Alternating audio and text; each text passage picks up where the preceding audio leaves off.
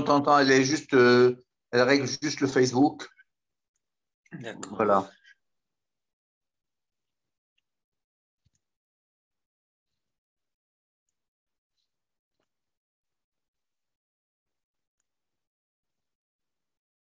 Est-ce que tu me vois, toi, Pierre? Parce que je n'ai pas de retour Oui, je te d'écran. vois. Je Parfait. te vois. Alors, OK. On va commencer dans 2 minutes, même pas. 2 minutes. On est toujours à l'heure. Oui, oui. Donc, pour être à l'heure, on va commencer Bon, maintenant dans 2 minutes. tant qu'il n'y a pas 120 personnes, je ne commence pas. Bah, ça y est, on est déjà, les 100 premières personnes sont là. Donc, Allez, encore 100 personnes. Encore 20 personnes.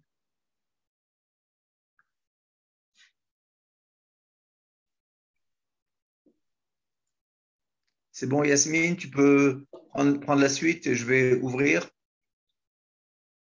Oui, oui, c'est bon. C'est bon. Parfait.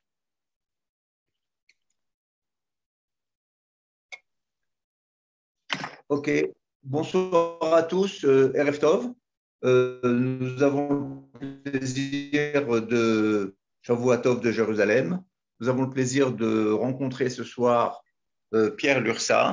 Pierre Lursa que vous connaissez, qui n'est pas à sa première conférence avec nous. Pierre Lursa qui est connu des réseaux sociaux, de ses interventions dans les médias juifs depuis de très nombreuses années, avec qui nous avons eu le plaisir de travailler dans différents projets. Pierre Lursa va nous parler aujourd'hui d'une personnalité du monde sioniste tout à fait particulière. D'abord, c'est une personnalité féminine, et deuxièmement, c'est une personnalité, comme vous allez voir, qui a traversé le XXe siècle et qui a traversé quasiment l'histoire du sionisme. Pour la petite anecdote, il y a exactement 43 ans, personnellement, je faisais mon alia au mois d'octobre 1978, et j'allais dire ma première expérience peut-être un peu triste, ça a été de participer un mois plus tard à l'enterrement de Golda Meir au Mont Herzl, au mois de début décembre 1978, si je me trompe. Pierre me corrigera. Et donc, je peux vous dire qu'effectivement, en tant que jeune immigrant, Oleh Hadash, arrivé en Israël et participer à un tel événement, c'était un petit peu boucler une boucle, sachant que cette personne faisait partie effectivement des 3-4 grandes personnalités dans les années 70 qui ont marqué l'histoire d'Israël. Nous allons le voir par la suite. Alors, Pierre Lursa, comme je vous l'ai dit, a plus d'une corde à son arc.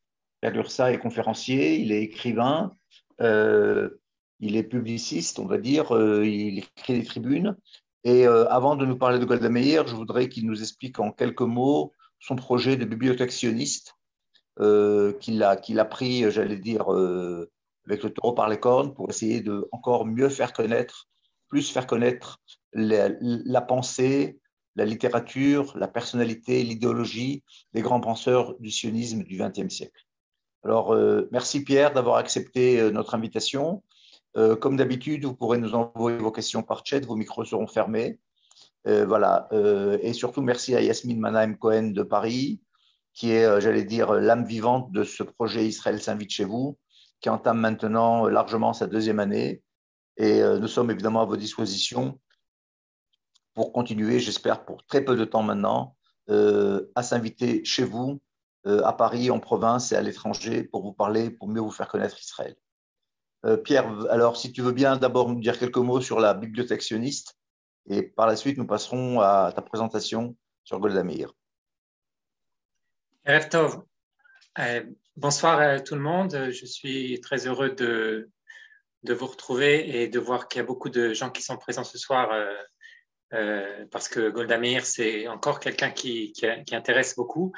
Et alors, pour dire quelques mots de la bibliothèque sioniste que j'ai fondée l'année dernière, c'est donc un projet que j'ai élaboré dans le but tout simplement de porter à la connaissance du public francophone des grands auteurs sionistes dont les écrits sont souvent soit totalement inconnus en français, soit sont épuisés depuis très longtemps. Et donc, j'ai commencé par 2 livres consacrés à Jabotinsky, dont j'ai eu l'occasion et le plaisir de parler ici même dans ce cadre de l'OSM, qui était le premier s'appelait La rédemption sociale, sur les conceptions sociales et économiques de Jabotinsky, et le deuxième qui s'appelle État et religion, qui est consacré au rapport de Jabotinsky au judaïsme et à la religion en général. Et donc, la conférence de ce soir, je dirais qu'elle est un petit peu aussi liée au troisième livre que j'ai le plaisir de publier ces jours-ci, qui s'appelle donc La maison de mon père, et qui est une autobiographie inédite en français de Golda Meir, qu'elle avait publiée en 1972, donc avant, au moment où elle était encore Premier ministre, avant sa démission, et aussi avant de publier l'autobiographie que beaucoup d'entre vous connaissent sûrement, qui s'appelle Ma vie, My Life, qu'elle avait publiée donc en 1975. Donc c'est un texte précoce qui couvre uniquement la période de sa jeunesse, et c'est ce texte que j'ai traduit en français donc pour la première fois, et qui vient donc de paraître dans le cadre de cette bibliothèque sioniste, donc c'est le 3e tome. Et je précise tout de suite qu'il est disponible, pour ceux qui s'intéressent à ce livre, qui voudraient l'acquérir, il est disponible sur Amazon, mais aussi dans toutes les librairies de France, parce qu'il est publié sur ce qu'on appelle Books on Demand, BOD. Donc vous pouvez le commander dans toutes les librairies de France et de Navarre. Alors, merci donc à Yasmine et à Avi d'organiser cette conférence. Et pour commencer, je voudrais peut-être répondre à la question pourquoi parler de Golda Meir aujourd'hui. Peut-être que c'est une question superflue parce que votre présence nombreuse atteste que c'est un sujet qui intéresse jusqu'à aujourd'hui. Mais je dirais qu'il y a au moins 2 bonnes raisons d'en parler ce soir. La première, c'est tout simplement l'actualité du sionisme et l'importance, à mes yeux, de redécouvrir ces héros et ces personnages et ces fondateurs à une époque actuelle où malheureusement les fondamentaux du sionisme, de droite comme de gauche, sans aucune distinction politique, semblent menacés par l'abandon de ces principes fondateurs. Et vous savez que Ben Gurion avait appelé en son temps à peupler le Negev, et il est probable qu'aujourd'hui, il se retourne dans sa tombe lorsqu'il voit ce qui se passe dans le Negev, et quand une institution aussi essentielle et apparemment aussi consensuelle que le Keren Kayemet, le KKL, est empêché de faire son travail de plantation dans le Negev. Et Ben Gurion pensait que l'avenir d'Israël s'écrirait dans le Negev, et peut-être qu'il avait raison, mais je ne pense pas qu'il aurait imaginé que 70 ans après la création de l'État, quelque part, je dirais, les fondamentaux même du sionisme sont aujourd'hui remis en cause. Alors, je ferme cette parenthèse, et la deuxième raison peut-être pour parler de Golda Meir aujourd'hui, c'est qu'on célèbre un anniversaire qui est passé peut-être un petit peu inaperçu. Cet anniversaire, c'est le 100e anniversaire de l'Alia de Golda Meir, qui est montée en Israël en 1921. Et je vais en reparler, bien sûr, mais juste pour dire quelques mots à ceux d'entre vous qui ne sont pas encore montés en Israël et qui hésitent peut-être à nous rejoindre en raison des difficultés de l'Alia, qui sont des difficultés bien réelles, évidemment, que je ne néglige pas. Eh bien, je leur recommande malgré tout de lire le petit livre donc, de Golda Meir, La maison de mon père, parce que vous verrez, je dirais, toute la différence entre ce que signifiait l'Alia à son époque et ce qu'elle signifie aujourd'hui. À l'époque, il n'y avait pas de Misra d'Aklita, il n'y avait pas de subvention, il n'y avait aucune aide à l'intégration. Et pourtant, Golda Meir avait déclaré, elle écrit dans ce livre, « Je n'ai jamais eu l'impression de sacrifier quelque chose pour notre pays ». Et donc, elle qui a donné toute sa vie à la construction et au renforcement de notre pays, eh bien, elle n'a jamais eu l'impression d'avoir sacrifié quelque chose. Et je crois que c'est un exemple qui demeure actuel et qui convient de méditer pour chacun d'entre nous. Alors, le sujet que j'ai choisi de traiter, la femme et la légende, bien sûr, sa légende, c'est celle de la dame de fer d'Israël, de la grand-mère d'Israël. Elle a plusieurs surnoms comme ça que tout le monde connaît. Évidemment, c'est la première femme, l'unique femme israélienne qui est devenue Premier ministre. Et cette légende, elle a été un petit peu écornée depuis lors. Et comme souvent, la postérité est un petit peu injuste avec les grands personnages. Et notre époque en particulier aime beaucoup déboulonner les statues et diminuer la stature de nos grandes figures historiques, peut-être comme pour les rabaisser aux dimensions de nos propres personnes et aux standards de notre propre génération. Et ce phénomène concerne toutes les grandes figures du sionisme, toutes tendances convaincues. Et j'en donnerai un seul exemple. Récemment, j'ai découvert un petit livre du Rav Kook qui vient d'être traduit en français. Et dans la préface, le traducteur explique que le Rav Kook c'est quelqu'un de très bien, mais il n'est pas assez progressiste pour aujourd'hui. Alors, vous voyez que ce phénomène concerne tout le monde. Alors, avant de parler de la légende et d'expliquer peut-être pourquoi cette légende a été un petit peu écornée, je voudrais donc, dans une première partie, relater qui était Golda Meir et notamment évoquer donc sa jeunesse, la période qu'elle raconte dans ce livre qui vient donc de paraître en français, qui s'appelle La maison de mon père. Et d'abord, rappeler qui était la famille au sein de laquelle elle a grandi. Alors, ses parents, Moshe et Bluma, étaient originaires de Pinsk en Russie, mais Golda est née à Kiev parce qu'ils avaient eu l'autorisation d'habiter à Kiev, qui était une ville qui était en principe interdite aux Juifs. Vous savez que dans l'Empire russe, il y avait seulement une certaine ville qui était ouverte aux Juifs. Il y avait ce qu'on appelait la zone de résidence dans laquelle les Juifs pouvaient habiter. Et donc, Kiev n'en faisait pas partie, mais du fait que le père de Golda était menuisier, c'était un artisan qualifié, et donc ils avaient été autorisés à habiter à Kiev. Et tout à l'heure, je vous montrerai quelques photos de ses parents et de ses grands-parents, et d'elle-même étant jeune. Alors, elle dit dans son autobiographie qu'elle a hérité de son père le caractère obstiné et l'intérêt pour les choses publiques, et de sa mère, elle dit qu'elle a hérité l'optimisme. Elle parle aussi de sa grand-mère qui portait le nom de Golda, qui était apparemment une femme très, très marquante.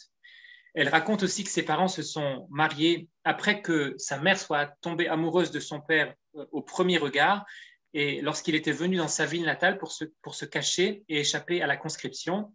Et il faut se rappeler en effet d'un phénomène qu'on a peut-être un petit peu oublié aujourd'hui, ce qui s'appelait les cantonistes, les jeunes juifs, les enfants juifs qui étaient enrôlés de force dans l'armée russe, et cette conscription obligatoire par laquelle ils étaient séparés de leur famille pendant de très longues années, et ils étaient aussi souvent forcés d'abandonner la pratique du judaïsme.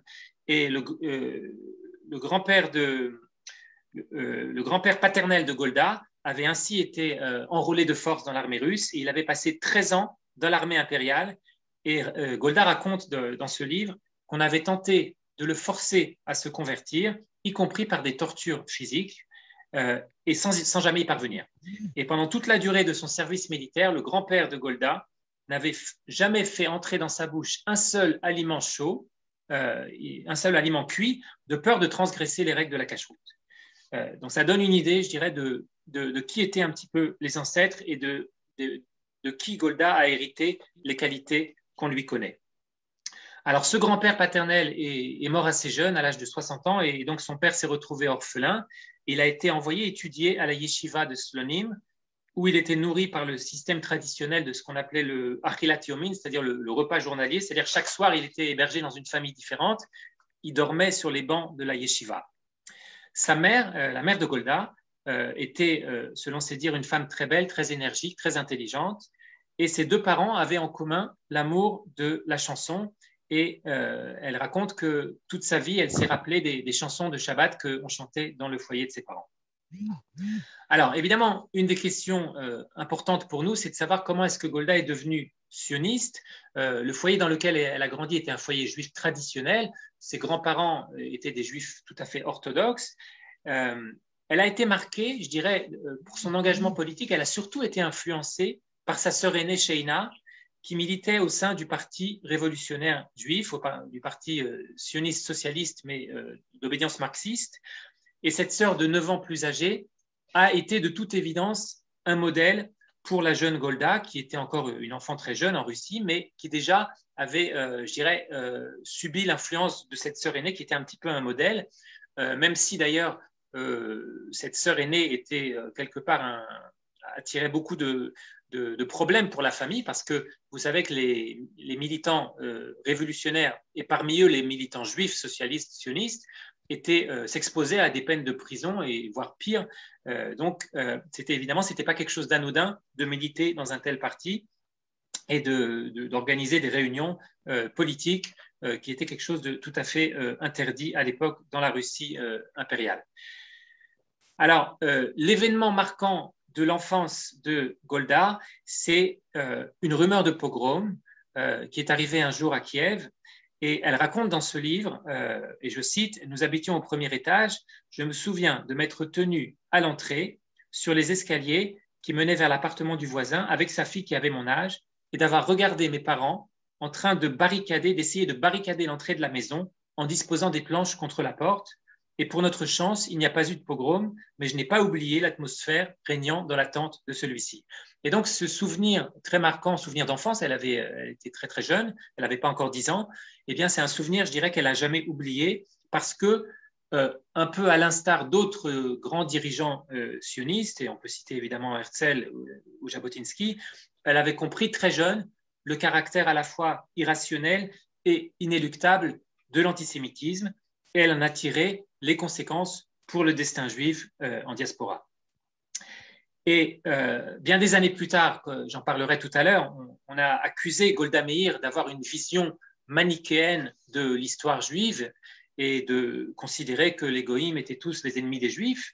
Je reviendrai sur ce sujet tout à l'heure, mais je me contenterai de dire pour l'instant que c'est grâce à la clairvoyance des pères fondateurs du mouvement sioniste et du sionisme politique, et le premier d'entre eux, Theodor Herzl, c'est grâce à leur clairvoyance au sujet de l'antisémitisme que l'État juif a été créé. Et sur le même sujet, d'ailleurs, une plaisanterie qu'on racontait dans ma famille, parce que moi aussi, j'ai un grand-père qui est monté en Israël à la même époque que Golda, et il y avait une vieille blague juive qui parlait de deux bateaux qui se croisaient en Méditerranée. Le premier, c'était des Juifs qui partaient en Palestine, et le deuxième, c'était des Juifs qui repartaient de Palestine. Et quand les deux bateaux se croisaient, ils faisaient tous le même signe, ils se regardaient en chien de faïence, et ils faisaient tous ce signe-là, parce qu'ils considéraient tous que les autres étaient fous. Et bien sûr, aujourd'hui, nous savons bien qui est-ce qui était fou et qui est-ce qui était réaliste. Alors, après le départ de son père pour l'Amérique, que je n'ai pas encore relaté, parce que tout simplement, il n'y avait pas de parnassa, il n'y avait pas de subsistance en Russie. Donc, le père quitte la Russie pour l'Amérique et il s'installe dans la ville de Milwaukee. Ou plutôt, il est installé dans la ville de Milwaukee parce qu'il y avait une organisation juive américaine qui avait pour mission de répartir les immigrants juifs qui arrivaient en très grande quantité à l'époque, et on ne voulait pas qu'ils restent tous concentrés à New York pour pas qu'il y ait une trop grande concentration juive à New York. Et donc, ils étaient un petit peu dispatchés comme ça dans le territoire national américain. Et donc, le père de Golda est envoyé dans la ville de Milwaukee, qui est une petite ville dont il n'avait jamais entendu le nom. Et il va passer 3 ans loin de sa famille. Et seulement au bout de 3 ans, il arrivera à faire venir sa famille. Donc, quand je dis sa famille, c'est Golda et ses 2 sœurs et leur mère, parce que il y avait, les parents de Golda ont eu de nombreux enfants qui sont morts en bas âge. Donc, finalement, il y a seulement ses sœurs qui ont survécu avec elle et aucun des frères n'a survécu. Donc, 3 ans après l'installation du père, la famille entière se retrouve en Amérique, à Milwaukee, en 1906.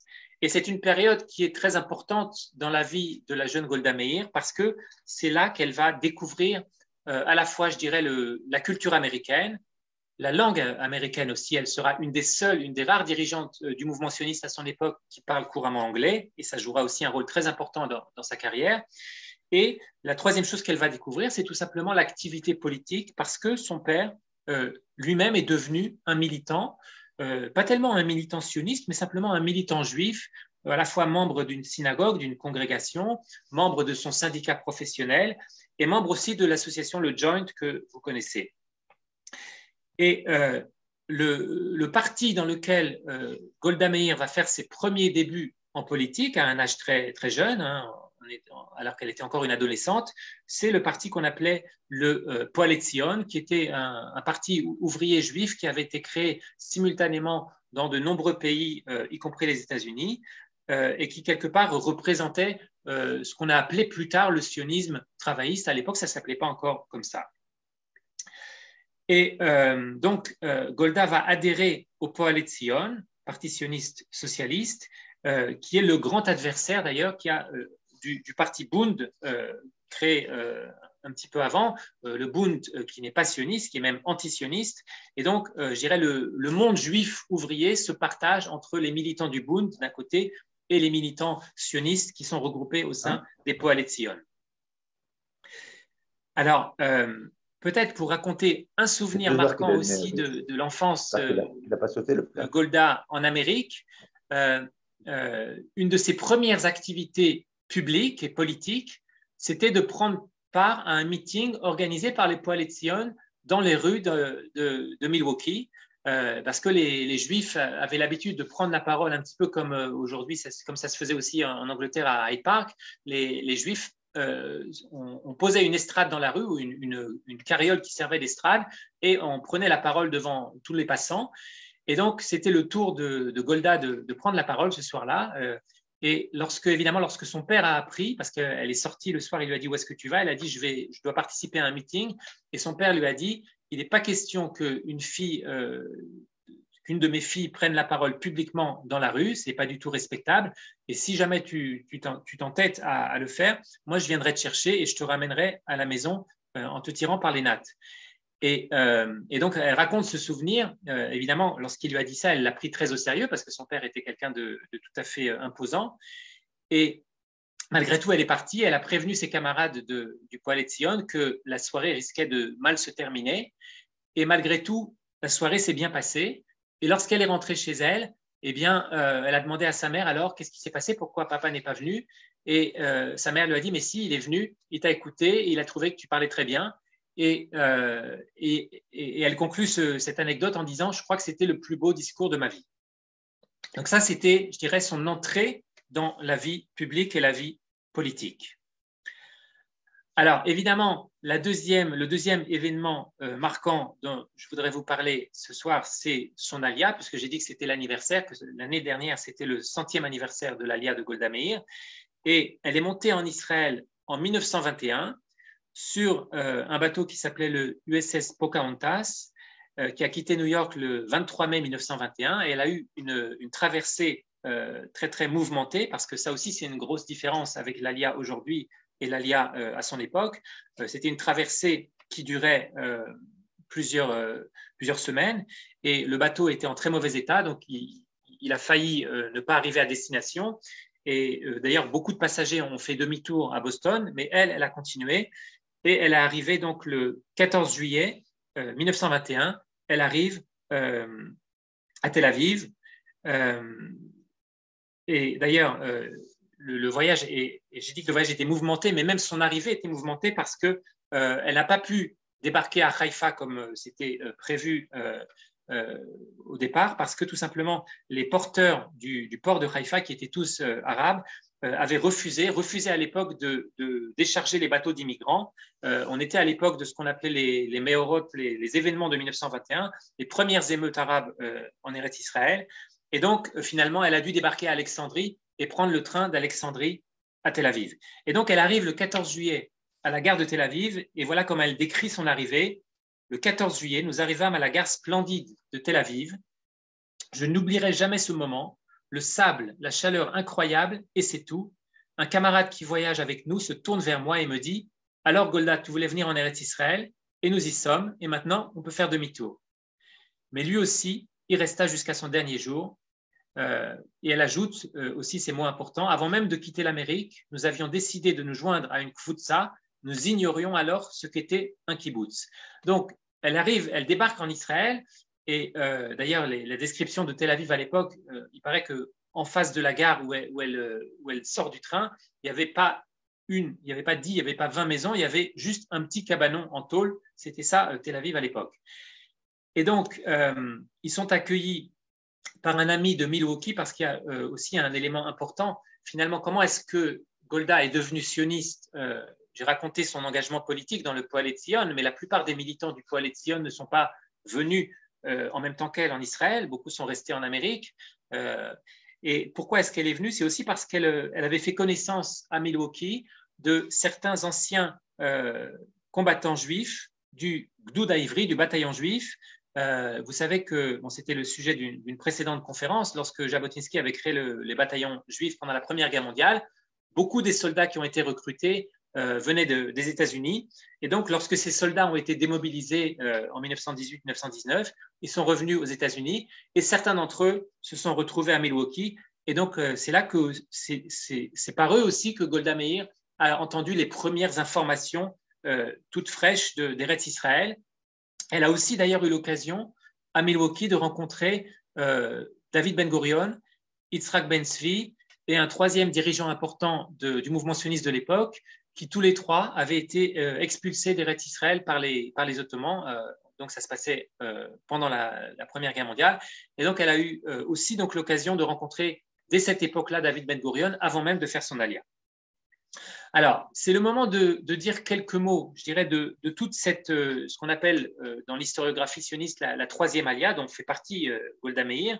Vous savez sans doute que dans l'histoire du sionisme, on a l'habitude de découper l'histoire du sionisme politique en plusieurs aliotes, plusieurs périodes d'alia, et ce qui bien sûr est une convention historique, parce que l'alia n'a pas commencé avec le sionisme politique, il y a eu des aliotes bien avant, il y a toujours eu des juifs qui sont montés en Israël pendant toute l'histoire juive, à toutes les époques, chaque fois que c'était possible évidemment, et notamment à l'époque moderne, il y a eu ce qu'on appelle l'alia des élèves du Gaon de Vilna, au début un siècle avant le sionisme politique, au début du 19e siècle, mais dans l'historiographie sioniste, on compte les aliotes, à partir de 1880, la première alia, qui est celle de ce qu'on appelle les Bilouim, donc l'ancêtre du sionisme politique, le mouvement proto-sioniste qui précède donc Herzl et le sionisme politique.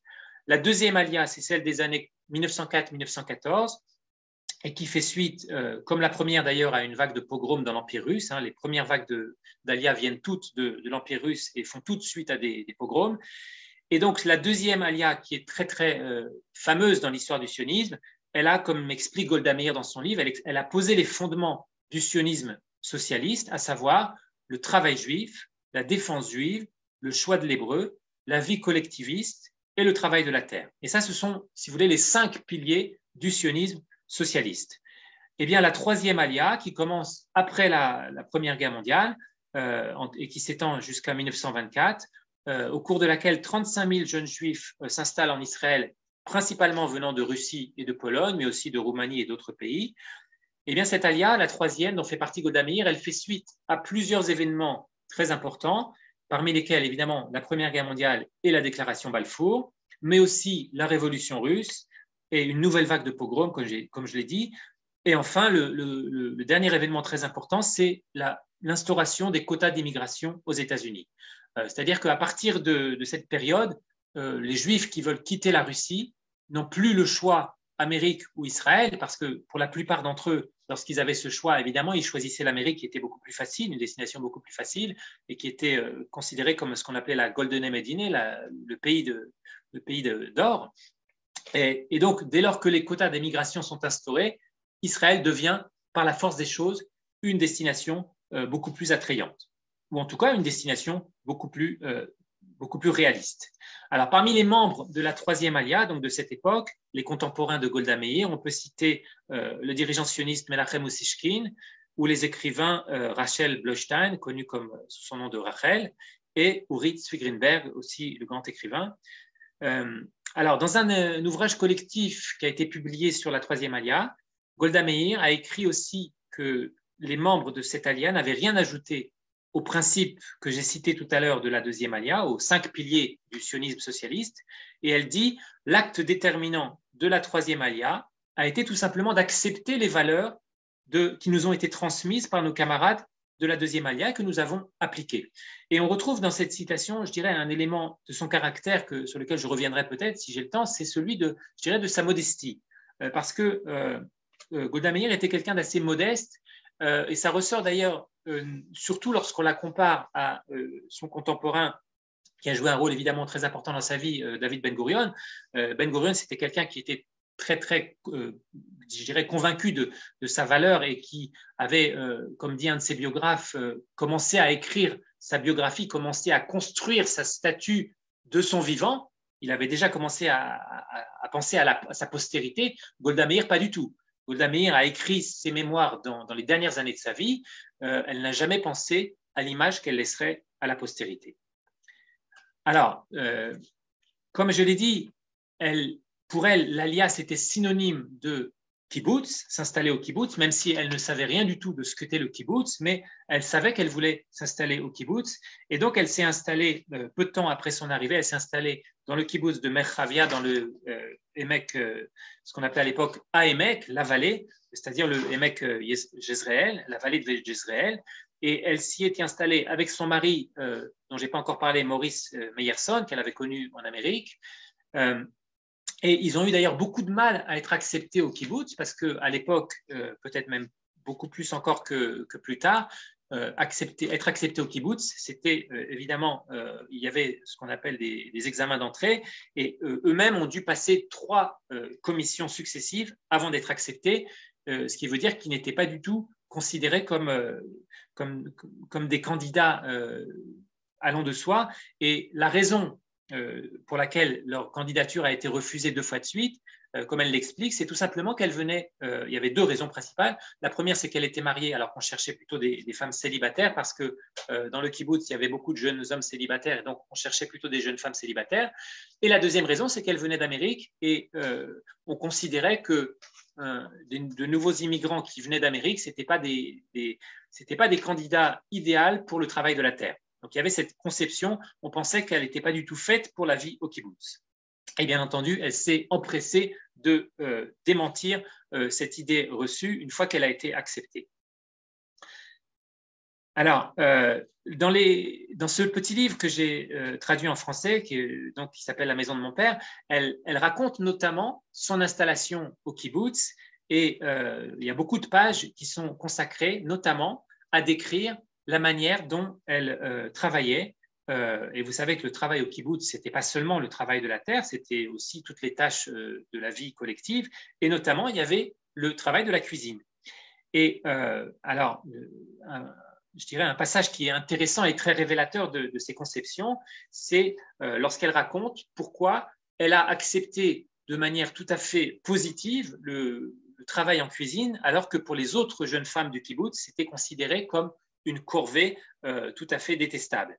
Et elle explique, chaque camarade dont le tour arrivait d'aller en cuisine, puisqu'il y avait un tour évidemment, 1 mois avant le début de son tour, elle commençait déjà à faire à faire mauvaise figure, et tandis que moi, pauvre idiote d'américaine, je n'avais pas compris pourquoi ce travail précisément devait mettre de mauvaise humeur, et je disais à mes camarades, pourquoi irions-nous à l'étable nourrir les vaches en étant de bonne humeur, et ne pourrions-nous pas aller en cuisine pour nourrir nos camarades de bonne humeur? Est-ce que ce n'est pas plus honorable? Évidemment, avec son humour caractéristique, en fait, elle raconte qu'elle n'avait pas du tout compris l'état d'esprit des jeunes femmes du kibbutz, aux yeux desquelles travailler dans la cuisine, c'était quelque chose de dégradant, pour la simple et bonne raison que c'était une tâche féminine. Et chez Golda Meir, on trouve donc dès ce premier moment, je dirais, de ces premiers mois, ces premières semaines au kibbutz, elle a déjà ses idées bien à elle, qu'elle va réussir à imposer par sa force de caractère, ces idées qui ne sont pas d'ailleurs des idées, pas seulement des conceptions théoriques, qui sont des idées très pratiques. Par exemple, elle va essayer de diversifier la nourriture qui était tout à fait sommaire. L'élément principal, c'était le houmous, le pois chiche, qu'on faisait tremper pendant 24 heures et qu'on faisait cuire avec des oignons pour obtenir une sorte de soupe qui se transformait en bouillie. Et le soir, on la broyait avec des oignons et ça faisait une salade. Donc finalement, on mangeait du houmous à tous les repas. Évidemment, on avait très froid. Dans la vallée d'Israël, en hiver, il fait très froid.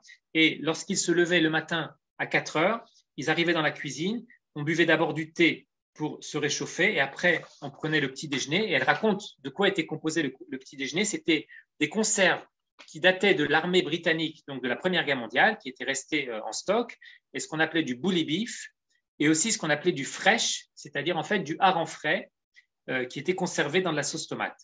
Et c'est ça conservé au petit déjeuner, c'était donc du hareng du hareng froid.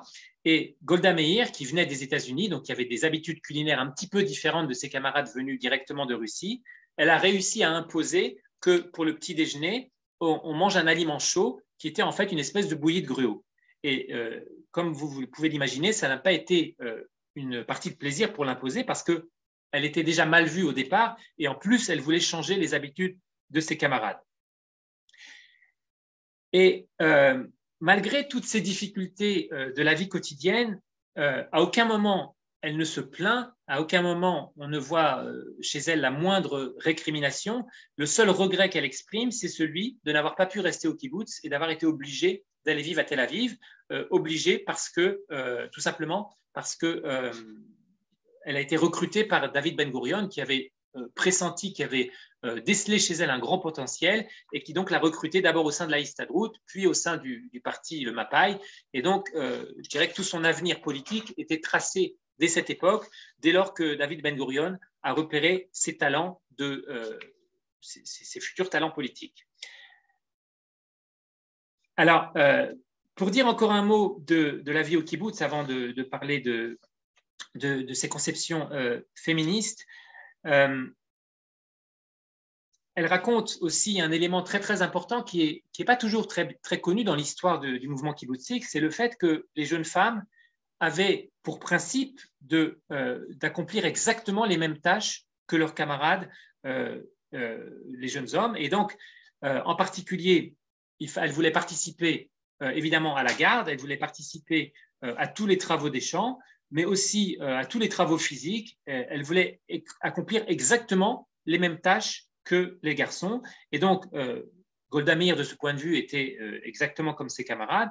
Donc, elle participait à tous les travaux physiques les plus épuisants. Et elle raconte que le soir, lorsqu'elle rentrait chez elle, elle ne pouvait plus lever le bras.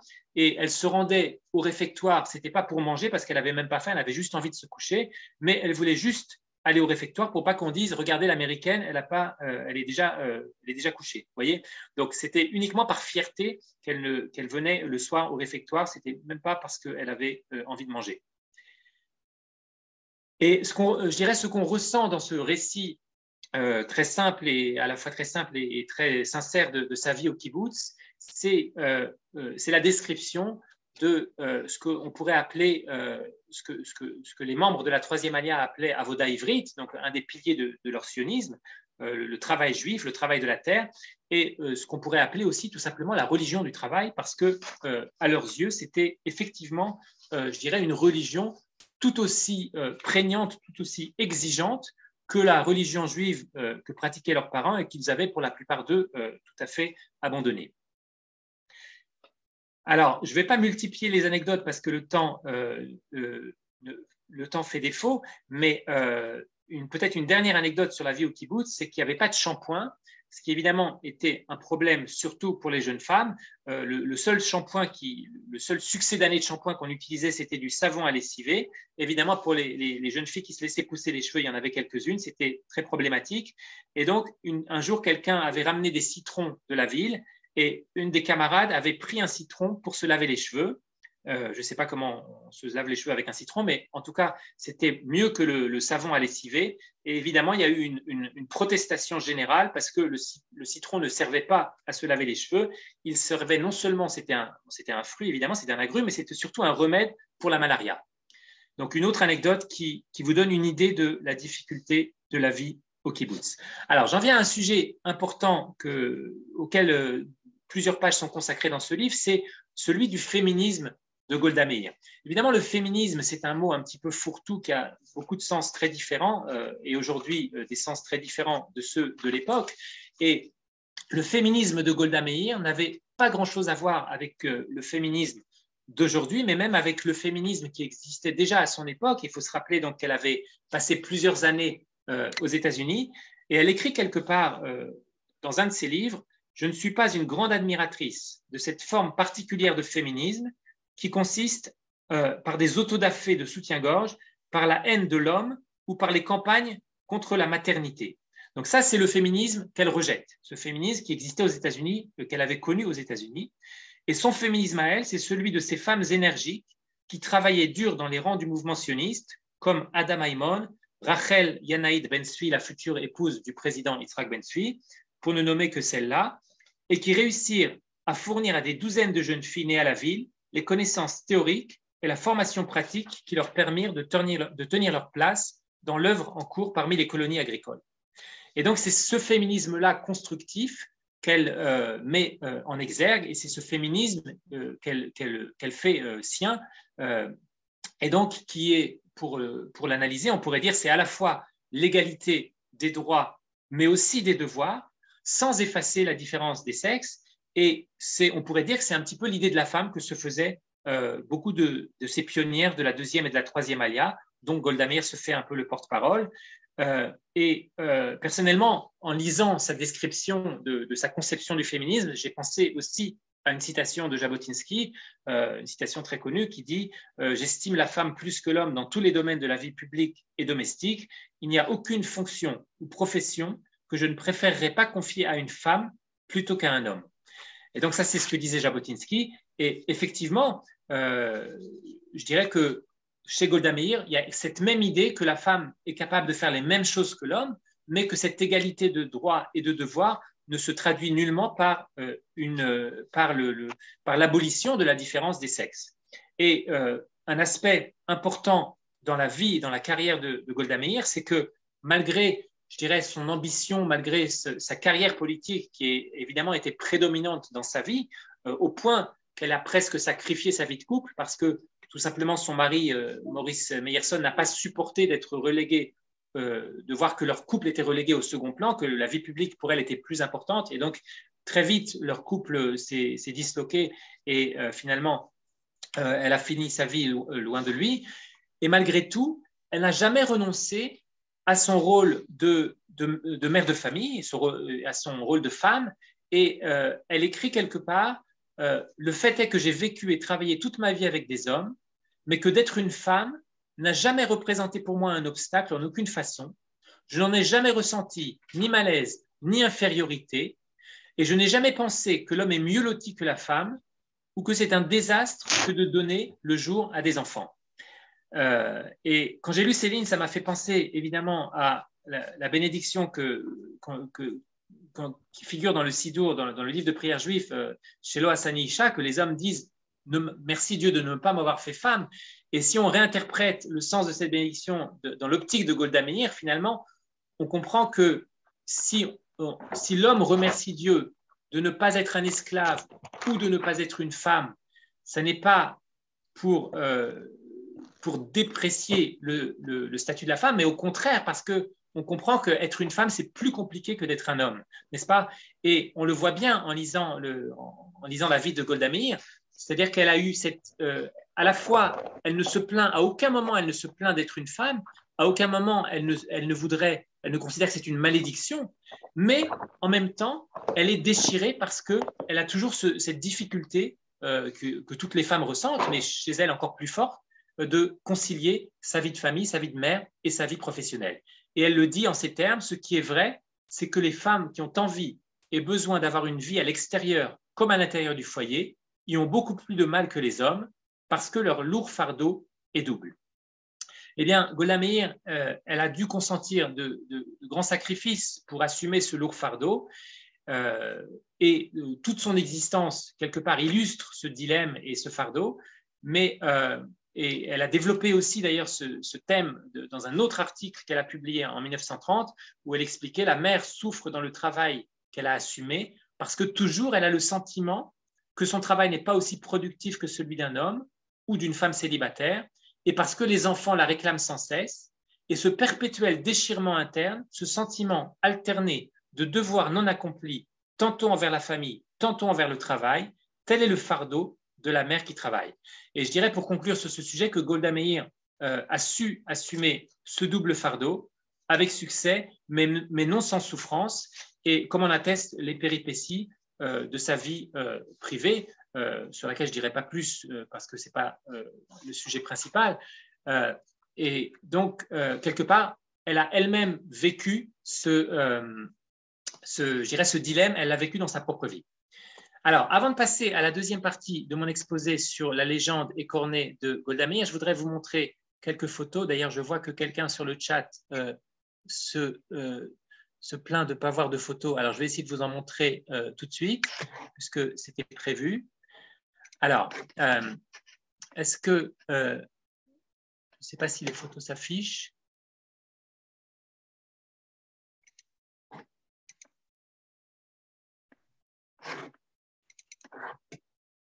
Voilà. Alors, en principe, vous voyez s'afficher à l'écran une première photo qui est celle des grands-parents de Golda Meir. Alors, vous voyez ces grands-parents paternels, comme je disais tout à l'heure, qui ont un aspect tout à fait on dirait aujourd'hui des juifs orthodoxes, des Haredim, n'est-ce pas? Des juifs tout à fait traditionnels. Là, vous voyez la première photo de Golda enfant. Je crois qu'une photo qui date encore de Russie, donc elle est encore très jeune. Ça, c'est la photo de Golda adolescente aux États-Unis. Une des rares photos d'elle aux États-Unis, adolescente. Là, vous voyez Golda avec son mari Maurice Meyerson. Donc, ils se sont connus aux États-Unis. Ils ont fait ensuite leur allié tous les deux. Donc, ça, c'est une photo qui date encore de la période américaine. Ici, alors c'est une photo très intéressante où on voit des militants du Poalet Zion, donc le parti sioniste socialiste que j'évoquais tout à l'heure, et vous reconnaissez ici David Ben-Gurion, vous reconnaissez David Ben-Gurion, et Golda se trouve à l'extrême droite de la photo. Alors, ça, c'est une affiche de propagande du Poalet Zion. Alors, ce qui est intéressant sur cette affiche, d'une part, c'est, je dirais évidemment, le drapeau rouge. Vous savez que le sionisme socialiste a toujours été tiraillé d'ailleurs entre deux loyautés, entre sa loyauté envers l'idéal sioniste et sa loyauté envers l'idéal socialiste. Et j'avais parlé dans une précédente conférence de la vision moniste du sionisme de Jabotinsky qui considérait qu'on devait servir un seul idéal, un seul drapeau. Et dans le sionisme socialiste, il y a toujours ce double drapeau, le drapeau rouge et le drapeau bleu et blanc. Et donc, sur cette affiche, c'est le drapeau rouge. Et vous voyez que le slogan est rédigé en yiddish. Il y a marqué Poalet Zion small. Et en dessous, il y a marqué Ruft, Poalet Zion Ruft. Donc, le Poalet Zion vous appelle, Poalet Zion small. Apparemment, il y avait déjà une scission au sein du Poalet Zion. Il y avait le Poalet Zion gauche et le Poalet Zion il y avait déjà une scission au sein du mouvement. Évidemment, le mouvement travailliste a connu plusieurs scissions. Alors, cette photo-là, je ne sais pas si elle s'affiche très bien, c'est une photo de Golda à Merchavia, donc après son arrivée en Eretz Israël dans le kibbutz, une des rares photos où on la voit en train de travailler au kibbutz. Alors, on saute les époques, on arrive à 1948, et ça, c'est une photo très, très célèbre sur laquelle Golda apparaît au milieu, entourée d'un cercle. Elle se trouve, elle est ministre plénipotentiaire, c'est la première diplomate de l'État d'Israël nouvellement créée, envoyée à Moscou. Elle a été choisie évidemment parce qu'elle connaît le russe, évidemment, pour d'autres raisons. Et donc, elle est accueillie à la sortie de la grande synagogue de Moscou par une foule de juifs en liesse, ce qui évidemment n'a pas du tout plu au pouvoir soviétique. Et après cette manifestation, il y a eu des mesures de rétorsion, de représailles. On n'a pas du tout apprécié, le pouvoir soviétique n'a pas du tout apprécié l'accueil triomphal qui a été réservé à Golda Meir par les juifs de Moscou. Alors, une photo très connue de Golda avec David Ben-Gurion à la Knesset. Alors ici, c'est avec Nixon, elle a dû lui raconter une bonne plaisanterie parce qu'ils sont tous les deux en train de rire aux éclats. Cette photo-là, beaucoup moins connue, c'est au Kenya, lorsqu'elle était ministre, je crois, du Travail, donc en voyage officiel au Kenya, donc en train de danser avec des femmes kenyanes. On a l'impression qu'elle danse l'Aora. Une photo de Golda avec des jeunes Israéliens. Donc ça, c'est un petit peu la grand-mère d'Israël déjà. Et dernière photo qui va servir de transition avec la deuxième partie, c'est pendant la guerre de Kippour, et on reconnaît à côté d'elle Moshe Dayan. Et à côté de Moshe Dayan, je ne suis pas sûr, donc je ne veux pas me tromper, mais en tout cas, on ne voit pas très très bien, mais en tout cas, on reconnaît Moshe Dayan. Alors, j'en viens à la deuxième partie de mon exposé sur… il nous reste moins de 15 minutes, Pierre, il faudra…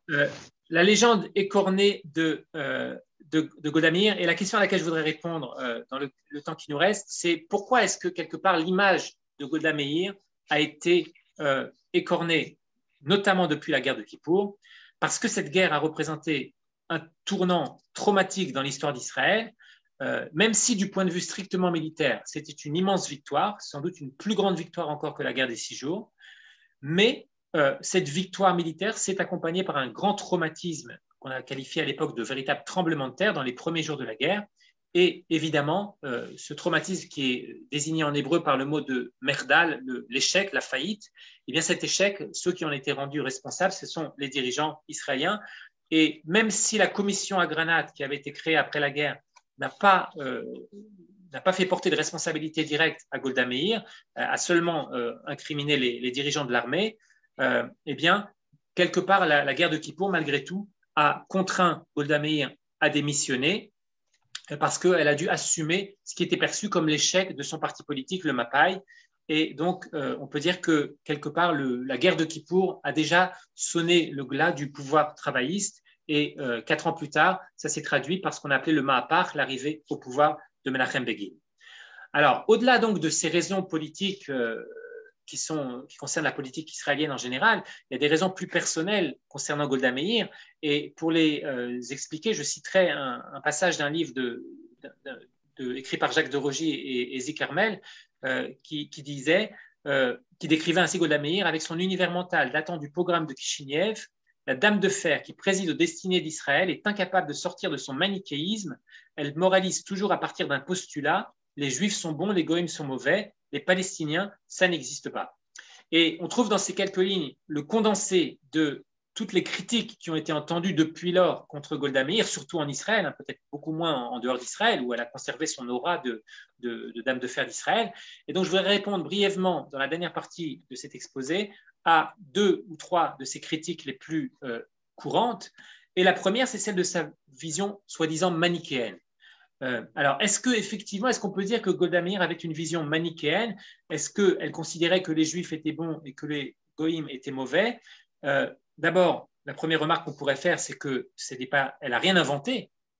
Vous connaissez peut-être ce midrash, ce commentaire qui dit c'est une loi que Ésaü déteste Jacob. On sait depuis le début de notre histoire que l'antisémitisme existe, que la haine d'Israël existe. Donc, Golda Meir n'a rien inventé. Et par ailleurs, en ce qui concerne l'autre reproche, celui d'avoir négligé l'existence des Palestiniens, d'avoir dit qu'il n'y avait pas de Palestiniens, il n'y avait pas de peuple palestinien, plus précisément, eh bien, elle répond elle-même à cette accusation dans ses mémoires en expliquant que l'accusation d'avoir négligé la présence arabe en Eretz Israël, qui a été portée contre les sionistes depuis les débuts, cette accusation est sans fondement. Depuis le début du mouvement sioniste, on a toujours su qu'il y avait une présence arabe en Eretz Israël, qui au début d'ailleurs était majoritaire et qui ensuite est devenue une minorité. Et donc, il n'y a jamais eu, de la part des dirigeants sionistes et plus tard des dirigeants d'Israël, il n'y a jamais eu une occultation de la présence arabe en Eretz Israël. Et lorsque Golda Meir disait qu'il n'y a pas de peuple palestinien, elle ne voulait pas dire qu'il n'y avait pas de Palestiniens, d'Arabes en Eretz Israël, elle voulait simplement dire qu'ils n'avaient pas une identité séparée. Et bien sûr, je n'ai pas le temps de développer ce sujet important, mais simplement disons qu'à son époque, c'était tout simplement le consensus et qu'il y a encore pas très très longtemps, il y a encore 30 ans avant que je fasse mon alia, il y avait des pamphlets distribués par l'ambassade d'Israël qui expliquaient qu'il n'y avait pas de peuple palestinien et qu'un État palestinien était un non-sens historique et un danger politique pour Israël. Donc ça, c'était le consensus de l'époque, c'était le Mapai et le Likoud était tout à fait d'accord sur ce sujet-là. La dernière accusation qu'on a portée très souvent contre Golda Meir, c'est d'avoir un caractère froid et insensible. Et pour répondre à cette accusation, je lirai juste quelques lignes du livre que j'ai traduit, dans lequel elle décrit ce qu'elle a qualifié d'un des plus beaux événements de sa vie. C'était une rencontre au Kotel avec des jeunes parachutistes juste après la guerre des 6 jours. Et vous connaissez bien sûr la fameuse photo des parachutistes devant le Kotel. Et Golda Meir écrit que elle s'approche du Kotel pour glisser un papier entre les pierres. Elle voit des jeunes parachutistes en train de prier. Et c'est alors que se produit l'une des plus grandes choses de ma vie. L'un des parachutistes, qui ne savait sans doute pas qui j'étais, pose sa tête sur mon épaule et se met à pleurer comme un enfant. Et j'ai eu le privilège d'être pour lui comme une mère. Et je crois que ces quelques lignes répondent à l'accusation d'être quelqu'un d'insensible. Alors, si vous voulez, pour résumer le livre que j'ai traduit en français, La maison de mon père, ce qui ressort de ses souvenirs de jeunesse et de ses autres témoignages, c'est, je dirais, l'image d'une femme simple, très modeste. D'ailleurs, elle a demandé un autre témoignage de sa modestie, c'est le fait qu'elle a demandé qu'aucune oraison ne soit prononcée sur sa tombe. Très courageuse, évidemment, sensible, comme je l'ai dit, très clairvoyante, très énergique, et qui, toute sa vie, est restée fidèle aux valeurs du sionisme socialiste de sa jeunesse. Alors, pour expliquer peut-être sur un plan plus philosophique l'ambivalence des sentiments en Israël même envers Golda Meir, qui sont, j'ai dit, très différents de ceux de la diaspora juive, et même si son image en dehors d'Israël est restée celle d'une grande femme, d'une grande dirigeante, Donc à l'intérieur d'Israël, l'image est beaucoup plus ambivalente. Je dirais qu'elle était à la fois aimée et détestée, et peut-être parce que c'est le propre des grands dirigeants de susciter des sentiments contradictoires, et c'est le propre des grands dirigeants d'Israël notamment de susciter les critiques et parfois la haine, depuis Moïse jusqu'à Ben Gurion, jusqu'à Golda et jusqu'à aussi Benjamin Netanyahou. Et pour conclure, si vous voulez, et si j'ai encore 2 minutes après, je pourrais bien sûr répondre à des questions, mais je pourrais aussi peut-être montrer quelques images d'un film, si on a le temps. Je dirais la pire chose que peuvent faire aujourd'hui les ennemis du sionisme, c'est de nous faire oublier que le sionisme est une cause juste et de nous faire croire que le sionisme est une forme de racisme, comme il avait fait croire en 1975, de nous faire croire que nos héros sont des hommes ordinaires et pleins de travers, ou que nos dirigeants sont des psychopathes ou des criminels, eh bien, ne nous laissons jamais entraîner à croire à ces mensonges et n'oublions jamais que le sionisme est une noble entreprise et sans doute la plus belle aventure humaine du XXe siècle et le plus grand chapitre de notre histoire auquel Golda Meir, femme exceptionnelle et dirigeante exceptionnelle, a apporté sa pierre et que son souvenir soit béni. Je vous remercie de votre attention. Si on a encore 2 minutes à vie. Tu peux regarder le chat, oui, en attendant. Je pense que tu as répondu à une grande partie des questions. Je ne sais pas s'il y en a d'autres. En tout cas, je crois que tu as fait, comme on dit en hébreu, une avodat kodesh, c'est-à-dire vraiment un travail exceptionnel qui est de pouvoir faire connaître en français l'œuvre, la personnalité, l'histoire d'Israël, l'histoire de ce personnage très particulier, comme on l'a dit, un personnage qui, c'est vrai, était une femme, bien en avance sur son temps, qui a contribué très, très, très grandement à l'histoire d'Israël. Effectivement, comme toutes les femmes et tous les hommes qui ont un caractère bien trempé, comme c'était le sien, elle a suscité des gens qui l'ont beaucoup adoré, d'autres peut-être, comme tu l'as dit, qui l'ont peut-être pas haï, mais en tout cas qui sont restés sur cette impression un petit peu dure qui a été le traumatisme de la guerre de Kippour. Je crois que c'est bien qu'à travers la traduction de son livre, on puisse permettre d'avoir une vision beaucoup plus globale de sa personnalité. Voilà, je crois qu'il y a beaucoup de remerciements. Comment s'appelle la fille de Golda? J'ai oublié son nom. Elle avait une fille… Elle s'appelle Sarah. Sarah, d'accord, qui est morte il y a quelques années d'ailleurs, en Israël, dans un kibbutz. Alors, je ne sais pas si…